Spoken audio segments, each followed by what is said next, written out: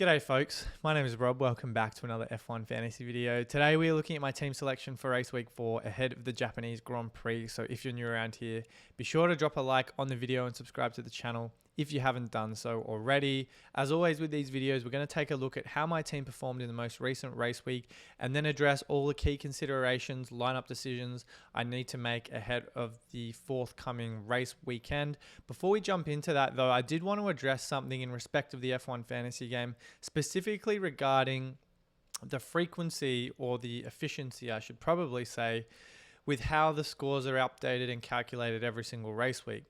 Now, since the official F1 game took the fantasy game in-house from 2023 onwards, there was a slight increase in the time it took to calculate and finalize the scores each race week. I think a product of that partly has to do with the fact that overtakes can be quite nuanced and requires some subjectivity to determine what is considered an overtake in the race. And they have done a good job in some respects of releasing provisional points where for the most part includes all of your points your drivers and constructors have scored that race week, excluding firstly overtakes and secondly pit stops. The pit stops are probably less of a concern, but because of some of the more time consuming requirements needed to determine what is considered an overtake, that has prompted the game to update the scores probably 4 or 5 hours after the race has completed. Now, we saw that pretty commonly through 2023. 2024, however, has been a lot longer. Bahrain was very slow. Saudi Arabia, maybe not so much. That was about 5 or 6 hours. But in Australia, it took over 30 hours for the scores to update. Now, for a fantasy game run by the official sport, it is extremely disappointing. I don't really have much more to say in respect of that. There's a lot of money and promotional activities that are funneled into making this the leading fantasy motorsport game for Formula One. And with the amount of resources and people behind that to make that a reality, it's just not good enough. Now, I know the game has made such great improvements in the last few years, certainly since bringing a lot of the development back in-house. But I think only something like this is going to drive players away from the game. And you and me are the people that makes the game a success. Now, F1 Fantasy Tools, the best fantasy resource, in my opinion, for fantasy strategists such as yourselves, is one such example of a platform that calculates overtakes throughout the race live using data from F1. Now, if they can do that during the race, and again, comes back to the subjectivity required for some overtakes, but for the most part, 90% of these overtakes are pretty self-explanatory and pretty straightforward.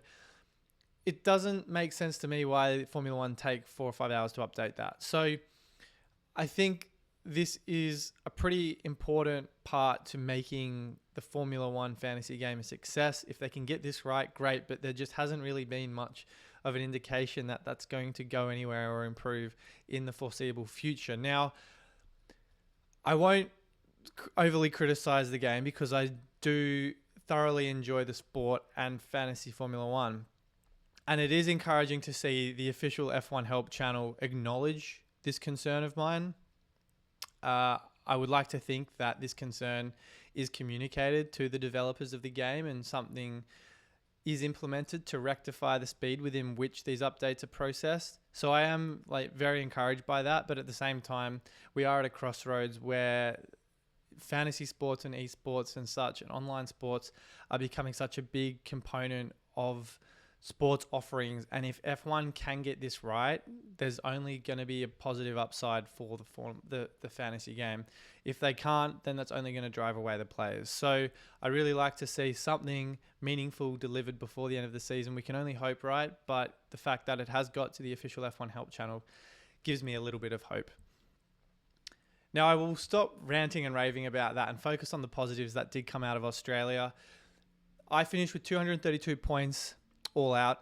A lot of that came down to Ferrari's success. Charles Leclerc and Carlos Sainz delivered a 1-2 for Ferrari. Ferrari, just their best weekend of the season by far. I'm not going to take anything away from the fact Max didn't complete the race. I had great expectations for Ferrari and did say before the weekend kicked off that they would take it to Red Bull. They have the best shot so far this season to usurp Max and Red Bull's dominance so far.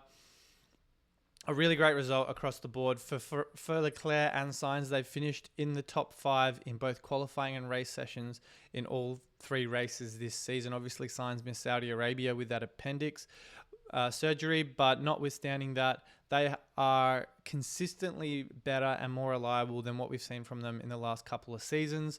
At this rate, we're going to see drivers have surgery every single race if it means it's going to serve up a driver of the day in a race win. So I think Sainz is in a very rich vein of form. He's proving to Ferrari they probably, I mean, you're not going to turn down Lewis Hamilton, but they obviously turned away an extremely capable driver in the Spaniard, and I think any team would be lucky to have him heading into next season. And their success ultimately proved to be the main reason for my move in the ranks from 380,000 to 90,000. So very happy with that. Max Verstappen obviously traded him out in favor of Leclerc, so a massive point swing there. It was his first DNF in 2 years. His last DNF was Australia 2022, which, surprise, surprise, was a race Leclerc actually won. So I still pick Verstappen to be the most reliable driver in the game, and I think he's going to pick that back up again in Japan, where he's won the last 2 races. But a great result for my team, notwithstanding that. Sainz, going back to him, he's won the driver of the day in both races this season. And interestingly enough, Ferrari and McLaren, who finished 3rd and 4th in the race, have won 12 out of the last 13 driver of the day nominations, awards. Sonoda, the lone exception in Abu Dhabi last season. So if you're looking at a DRS boost candidate, Lando Norris, Charles Leclerc, Carlos Sainz, all drivers that are not just capable on their day, but also based on the fan vote, seem to have that in their pocket, or a pretty good shot at getting that in their pocket. I think there's a lot of Red Bull fatigue, and Mercedes and Aston Martin are just not going to match it so far, unless we see a kind of back of the field drive from someone like Verstappen. I think Ferrari and McLaren are sure bets for the driver of the day nomination moving forward. In terms of the rest of the team, Stroll, a great result for him, 16 points, proving to be value for money. He even beat his teammate Fernando Alonso, who lost a couple of places because of that 20-second penalty with the Russell DNF. Magnussen just backing up his standing as one of the best value drivers in the game as well. The best budget enabler, in my opinion. He's had scores of 7, 7, and 8 to start the season in a Haas that, to me, looks clearly like the 6th best car on the grid. And I think him and Hulkenberg are going to continue to prove to be extremely reliable options at that $7 to $8 million price bracket. Alex Albon, 4 points, nothing spectacular. Obviously, the pressure was on with Logan Sargent sitting out that race week, even though Albon binned it in practice.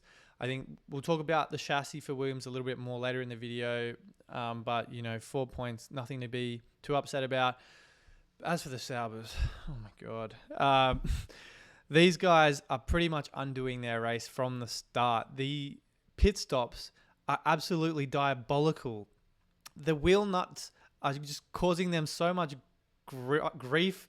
I cannot even fathom what is going through their heads, Joe and Bottas, when they're putting themselves in such great positions to score points, and then they're just undoing themselves with these 40-second pit stops. It's absolutely ridiculous.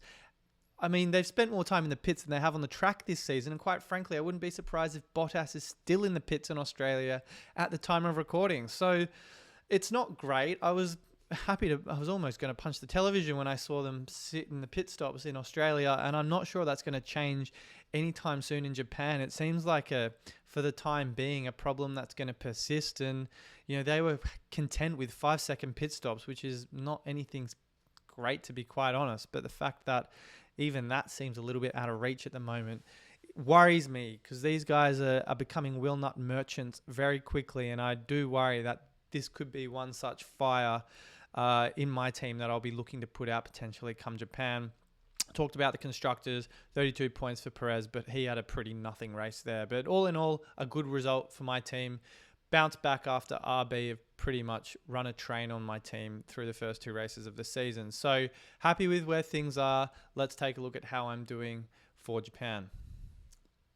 So, as I said, team structure, I'm pretty content with, to be quite honest. The only 2 concerns for me, as I pointed out, is Joe. I talked about the pit stop dilemmas there. And then Albon, not really sure yet what that chassis situation for them means if they do end up running 2 cars in Japan, which I probably think is likely, even though we've heard nothing at this point in time, then I don't know if that's going to be as of a concern for me.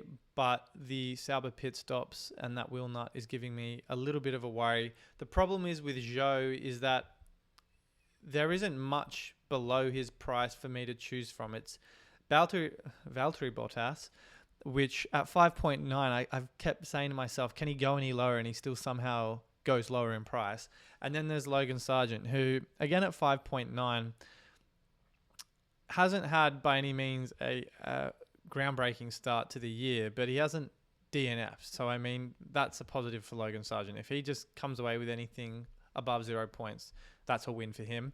So I don't know if I necessarily like the options below Zhou. And my plan is to roll a transfer into China because it is a sprint race weekend and I want to have 3 transfers to attack that sprint race. Yes, we've got Miami the week after, which is also a sprint race. Maybe I end up deciding to only use 2 in China because it's a track we're not that familiar with. Roll 3 into Miami and then attack the sprint race there instead. But I think at the moment, my plan is, because Japan isn't really a weekend for chips, it isn't really a weekend to maximize the points like sprint races do. I think I'll realistically just use one, roll the other. So if it isn't Zhou, because I've only got 50-second pit stop Valtteri and Sargent, who's only been in 2 races this season, which I think is clearly not a vote in confidence if in him at all, given that Val's elected to sit him out in favor of Albon, even though he was the one that binned the car. The other option I have is Albon himself. Now, again, he isn't by any means a driver that's blown me away. He's had a pretty quiet start to the season, a 0.6 and a 4. But again, he is an experienced driver and there isn't really much for me to choose from, again, in that price range. There's Hulk, who's at the same price as him. And to be fair, the Haas has looked extremely consistent and reliable, the 6th best car on the grid. And him and Magnussen have really shown to a lot of people that they are not to be written off, no matter how low we had them in our preseason predictions. And then there's Gasly, who I think, even though he did DNF in Saudi Arabia, hasn't had I guess anything too special. He has probably been, in fantasy terms, outshone by his teammate Ocon, who's had, up until Australia, back-to-back price increases of $500,000 in both Bahrain and Saudi Arabia. So Gasly is at a much more affordable price point. The Alpine reliability from last season is questionable, to say the least. Gasly, though, only had 1 DNF compared to Ocon 7. But notwithstanding that, it is a car that makes a Honda Civic look like an absolute rocket ship. So I'm not really sure whether or not Gasly is an option for me. I think at the moment it could well be if I go without Albon, a Hulkenberg swap. But there's very limited options in this budget category, and there's no way in hell I'm going to be running 2 Sauber drivers. So I think there's 1 or 2 picks for me, assuming I keep Stroll, who I think's value for money, and Magnussen, who's just continuing to go up in price because Haas seem to be outperforming their price at the moment. Now, a lot of you, maybe not a lot of you, some of you watching this, have a little bit more value than me. And that, I think, opens the door for several of you to run a Max Verstappen, Red Bull Racing, and Ferrari build. Now, if I just reset my team here, I'm 0.2 short to get to that. I can try just to show you guys what I can get to, and it also requires a minus 10, which again, for me, even though I can't afford it, we'll get into in a second. But second of all, even if you've got Logan Sargent, let's just put Valtteri in there, Logan Sargent. So I'm 0.2 short to get that team. In isolation, I wouldn't recommend minus 10s.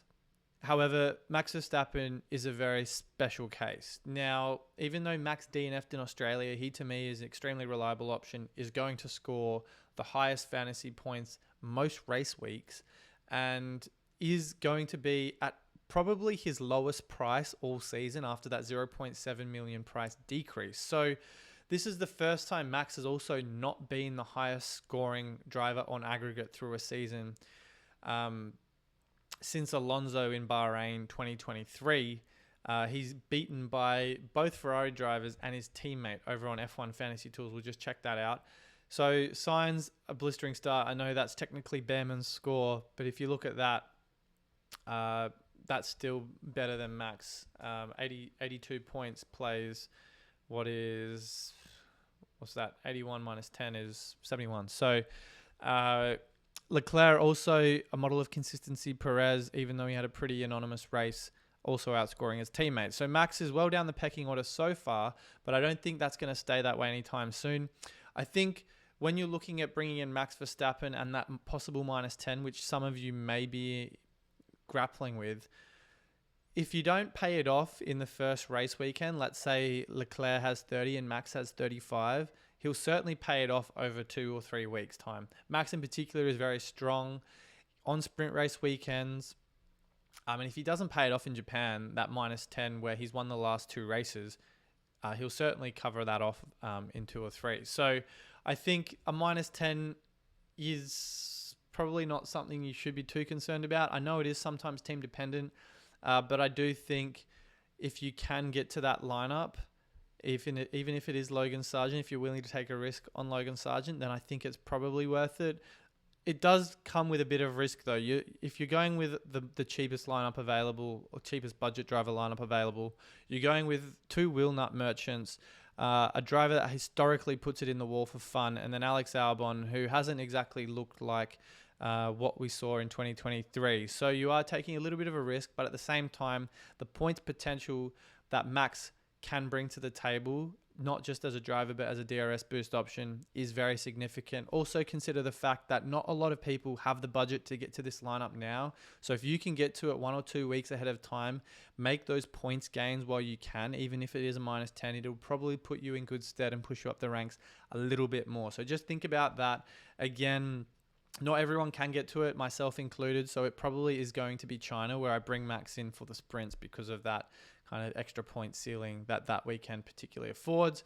The chassis with Logan Sargent I've obviously talked about, but something to think about is that if Williams in the off chance only run 1 car in Japan, F1 could certainly make a change to Logan Sargent's driver card, make him inactive out of the blue, or at least once Williams makes that announcement. So if you are looking to run this team, regardless of who's in it, just to get to Max, then I would think about just putting Logan Sargent in there. Look, a 0 points is probably a win for him in my books for 1 weekend, and he's not going to change in price. So I think seriously give that some thought, particularly if there is a risk that Sargent misses out in Japan as well. But that's kind of where the team is at right now and kind of what that could mean for a Verstappen, Red Bull Racing and Ferrari build. Before I wrap things up, I will also give a shout out to FanAmp. If you guys don't know, I co-host the Fantasy Formula with Adam from F1 Fantasy HQ. They have a weekly race preview show, which goes out the Monday, Tuesday of every single race week, as well as the 1 hour deadline stream for those of you who have dropped in for that as well. So I just wanted to give them a shout out. Please do check their channel out. The description for FanAmp is in the video description below. I will also give a shout out to Fifth Gear Gums, who is the sponsor of the show. They have a lot of really cool merchandise, apparel, photos, etc. on their website. We have a discount code Fantasy10. Again, the information is in the video description, so check them out if you want some cool prints. The one over my shoulder here is from Fifth Gear Gums, so be sure to check it out. There'll be a couple more going up behind me in the weeks to come. So a lot of really cool memorabilia stuff that I think for any F1 fan highly recommend. So if you're looking to upgrade some prints in your house, some of your F1 merchandise, apparel, be sure to do so. But as I said, all of that information, check it out, video description below. I'm going to leave it there for now, guys. I'll be back with my preview and final thoughts in the lead up to the Japanese Grand Prix. But I appreciate you dropping by, and I'll see you all very soon.